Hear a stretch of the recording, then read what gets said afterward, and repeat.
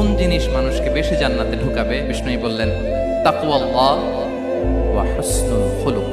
এক হচ্ছে আল্লাহর ভয়, আরেক হচ্ছে সুন্দর আচরণ। তাহলে এই হাদিস থেকে বুঝলাম যারা বেশি নামাজ পড়বে তারা বেশি জান্নাতে ঢুকবে নাকি? নামাজ পড়তে পড়তে যারা কপাল কালো করে ফেলছে এরা ঢুকবে না?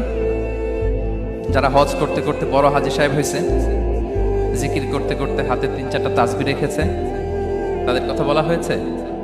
এগুলো নিঃসন্দেহে অনেক বড় আমল, কিন্তু সবচাইতে বেশি জান্নাতে প্রবেশ করাবে যে আমল, বিষ্ণু বললেন এক হচ্ছে আল্লাহর ভয়,